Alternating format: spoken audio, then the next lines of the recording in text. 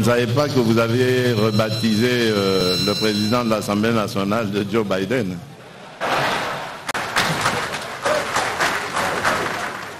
Monsieur le Président de l'Assemblée nationale, Monsieur le Président du Sénat, Monsieur le Premier ministre, honorables députés, Mesdames et Messieurs, je tiens à vous remercier pour avoir répondu nombreux à mon invitation.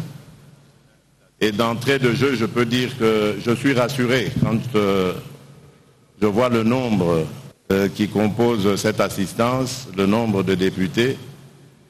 Ça veut dire que, nonobstant les mauvaises langues, nonobstant les prévisions ou les prophéties de malheur, l'union sacrée est belle et bien une et indivisible. Et ça, c'est grâce à vous.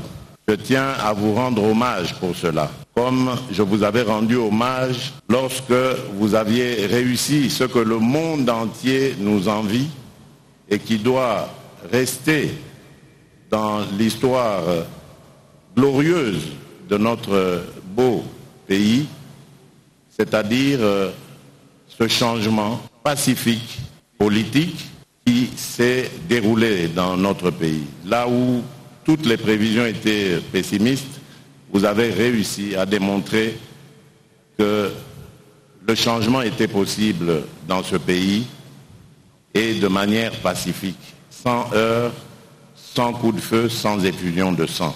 Ça, c'était le plus important, je vous le dois, et encore une fois, je vous réitère mes félicitations.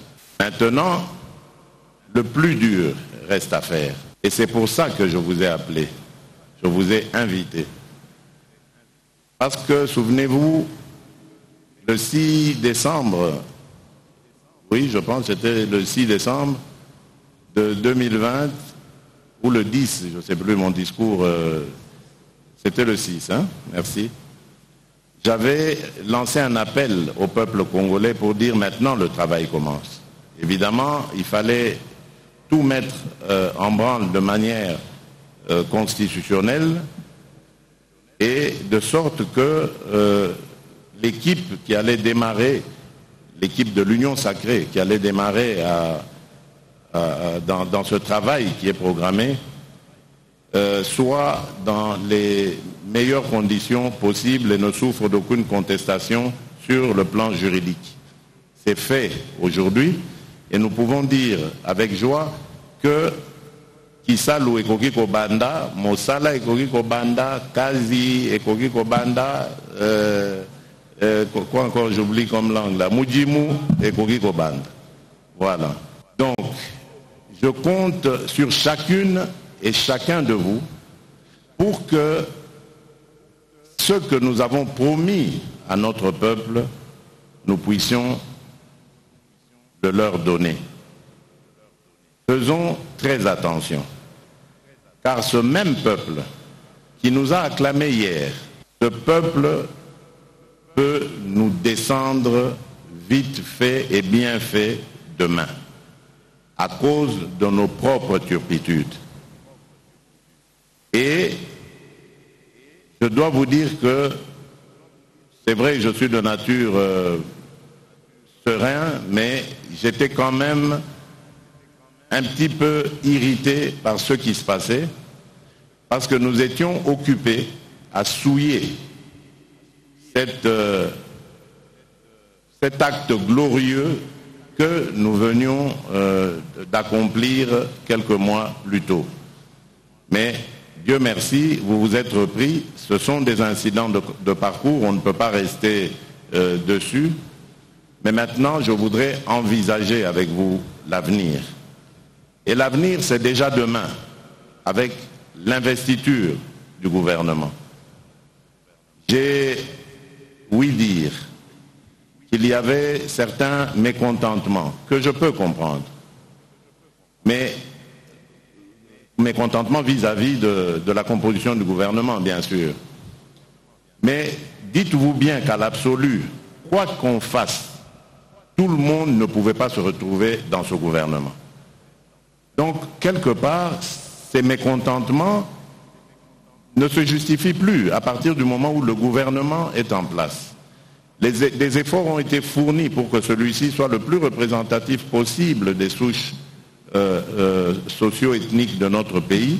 Mais malgré ça, on ne pourra quand même pas y arriver. Nous avons plus de 400 tribus dans ce pays, plus de 400 dialectes, et que sais-je encore. Donc ce n'est pas possible de créer ou de composer un gouvernement avec toutes les tendances socio-ethniques de notre pays. Ce n'est pas possible. Donc il nous faut être solidaires avec ceux qui sont là. Parce que ce n'est pas leur personne qu'il faut voir, c'est le travail qu'ils vont fournir. Et c'est de ce travail que nous avons besoin pour notre survie politique.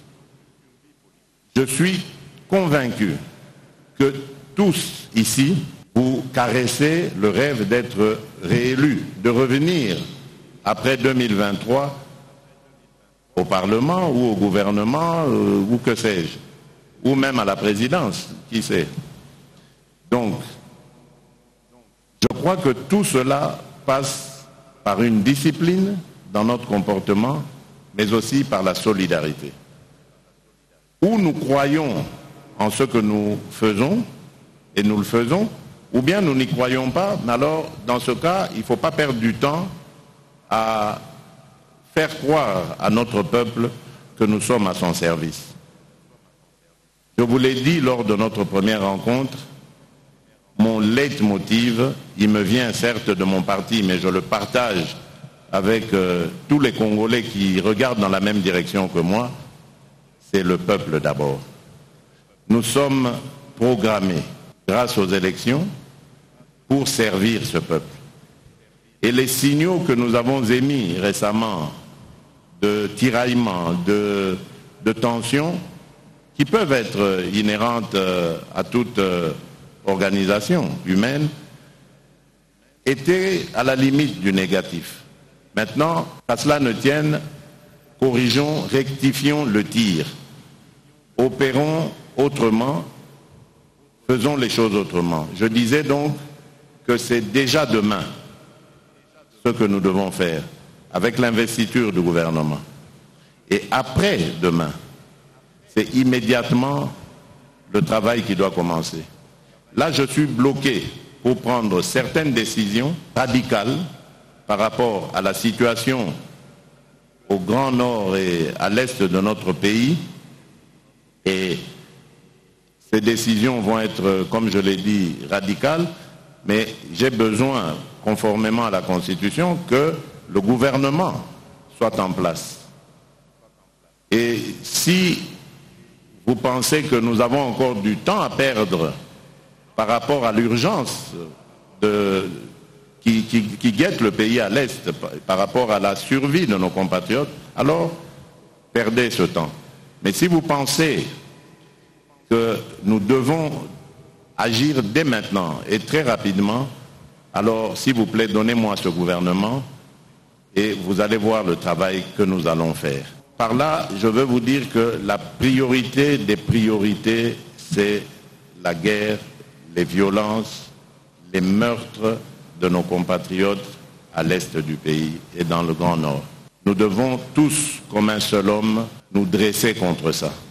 C'est pour ça que je vous tire vraiment mon chapeau lorsque vous vous êtes accaparé de ce problème au niveau du Parlement, de l'Assemblée nationale, que vous allez très bientôt mettre en place une commission qui va accompagner mon action, je dirais, dans cette lutte contre cet ennemi invisible, mais à la fois visible parce qu'on sait d'une certaine manière d'où vient cette hostilité.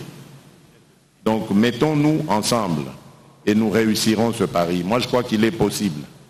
Ça, c'est la priorité des priorités. L'autre, évidemment, c'est l'amélioration des conditions de vie de nos concitoyens.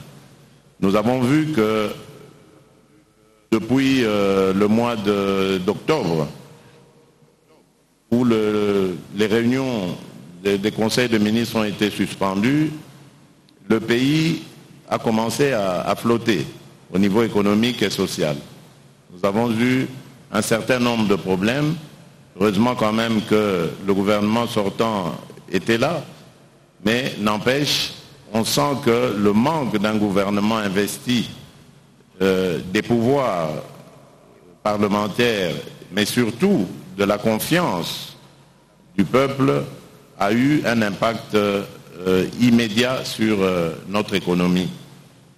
Et donc très vite, nous agirons, mieux ça vaudrait, parce qu'à ce moment-là, nous allons pouvoir faire face de manière régalienne à cette période de flottement. Et pour ça aussi, j'ai besoin que nous allions vite en besogne. Ce sont là les grands axes sur lesquels nous devons très vite embrayer si nous ne voulons pas récolter la colère de notre peuple, mais surtout si nous ne voulons pas que notre pays s'enfonce dans une sorte de crise à n'en pas finir. La situation à l'Est devient, en plus d'être dramatique, urgente, et la situation sociale également. Pour le reste, ce sera de la gestion quotidienne, et j'attends de vous le changement, car comme je vous l'ai dit, je ne viens pas avec des méthodes d'autorité morale, de dirigeants qui voudraient décider de tout. Je veux que chacun et chacune de vous puisse apporter sa pierre à l'édifice. Vous êtes des représentants de notre peuple. Et c'est grâce à vous que demain, si nous voulons renouveler cette aventure, nous allons gagner. Parce que vous devez briller, chacune et chacun d'entre vous, dans vos circonscriptions respectives. Voilà pourquoi, dès la fin de cette session de mars, il faut que chaque député retourne dans son fief. Le gouvernement devra faire un effort pour trouver à chacune et à chacun de vous un petit montant, un petit quelque chose qui pourrait l'aider à pouvoir faire son travail. À pouvoir faire son travail de député, de représentant du peuple dans sa circonscription. Il faut que vous nous rameniez en septembre des rapports circonstanciés sur les besoins réels et les attentes de nos populations. Cela est très important parce que ça permettra à ceux qui gouvernent le pays de pouvoir mettre en œuvre une politique efficace, de savoir par rapport au programme qui va vous être présenté et que je vous demanderai d'adopter, quels sont les éléments ou les secteurs dans lesquels il faut encore fournir des efforts, les autres où on peut dire qu'ils sont satisfaisants, ainsi de suite. À côté de ça, il y a toute une série de réformes que nous attendons. La première étant celle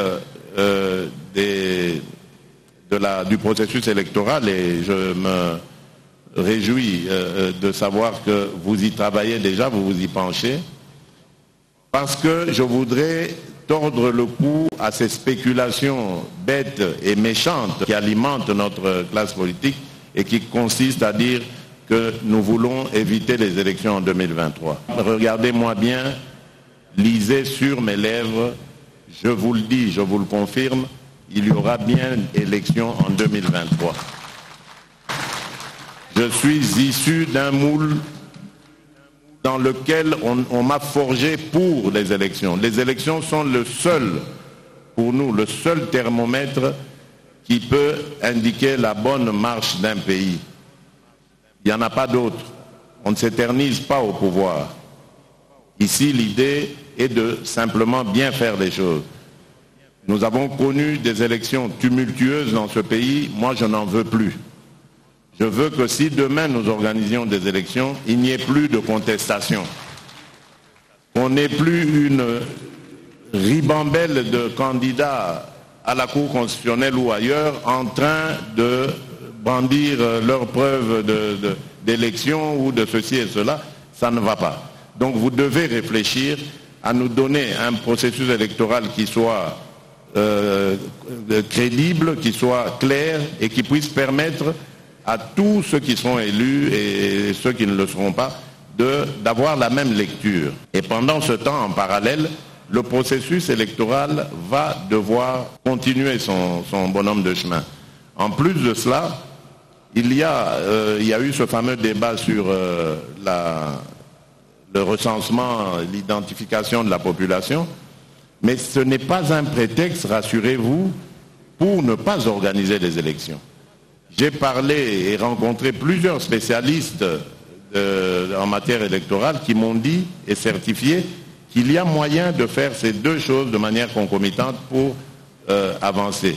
Nous avons besoin dans notre pays de savoir qui est congolais, qui ne l'est pas. Nous avons besoin dans notre pays de savoir combien de Congolais vivent dans notre pays, combien sont à l'étranger. C'est une chose qui est tout à fait normale parce que cela permettra d'organiser notre développement et d'aller vraiment aux besoins des populations. C'est quelque chose de primordial lorsqu'on veut aller loin avec un pays. Donc ne vous laissez pas manipuler par ce genre de discours qui consiste à faire croire qu'il y a anguille sous roche. Les militants sur les réseaux sociaux et les pseudo-journalistes, laissez ça à ceux qui font ça. Nous ne sommes pas venus là où nous sommes pour continuer de militer, non. Maintenant, nous devons regarder les choses avec réalisme. On ne doit pas se laisser entraîner dans de la manipulation, qu'elle soit nationale ou internationale. Il n'y a en nous aucune intention de fuir les élections, pas du tout. Nous allons les affronter comme nous l'avons toujours fait, la tête haute, et sûr d'ailleurs que nous réussirons. Donc je compte sur vous vraiment pour que vous m'aidiez à mettre en branle cette machine électorale qui va nous permettre d'aboutir en 2023 à des élections crédibles et transparentes. D'autres réformes, c'est aussi par rapport à l'administration. Je ne vais pas toutes les énumérer ici, mais je parle au fur et à mesure que je vois les choses qui peuvent ruiner les efforts de développement de ce pays. C'est notamment le tumulte, le tohu-bohu que l'on constate dans nos provinces. Ça devient insupportable. Aujourd'hui, pour un oui ou pour un non, un gouverneur est débarqué, un président de l'Assemblée provinciale est débarqué. Ça devient vraiment un capharnaüm qui fait que je ne crois pas que nous puissions avoir une vision claire et ordonnée par rapport à nos provinces. Nous avons des choses à faire par rapport à ces provinces, notamment de créer, de mettre en place cette caisse de péréquation qui va leur permettre de se développer. Nous avons d'autres idées par rapport à l'agriculture, par rapport aux infrastructures, pour permettre à ces entités de se développer, mais lorsque nous voyons les sujets sur lesquels on observe ces pommes de discorde, on se dit, mais est-ce que nous avons la même compréhension par rapport aux attentes de notre peuple? Ça devient vraiment infernal. Et je vous prie vraiment de vous pencher sur cette question parce que c'est sérieux. Nos provinces ne peuvent pas toujours être aussi instables. Surtout les provinces dans lesquelles nous avons à faire face en ce moment à des violences. On ne peut pas continuellement les déstabiliser. D'ailleurs, pour l'une d'entre elles, j'ai déjà même une idée, mais elle sera provisoire, c'est pour ça que j'ai besoin de ce gouvernement. Mais dans l'absolu, il faudrait vraiment que vous réfléchissiez à un mécanisme qui ferait que nos provinces vont demeurer stables, complètement stables. Il y a également une autre réforme qui me tient particulièrement à cœur, c'est celle des nationalités. Non pas que j'ai une autre nationalité, mais j'ai vécu longtemps à l'étranger, je connais ce problème. Nous avons milité de l'étranger avec des Congolais qui ont d'autres nationalités, mais qui sont Congolais et qui se battent pour le Congo de la même manière que ceux qui sont au pays, qui aiment le Congo et qui investissent de leur temps et de leur argent pour ce pays. Et je trouve que c'est injuste de continuellement comme ça les tenir à l'écart. Un Congolais, quelle que soit la nationalité qu'il ait acquise après les péripéties de sa vie, est de nature attachée à son pays, à son peuple. Ça, c'est ce que j'ai toujours constaté. Le Congolais aime son pays.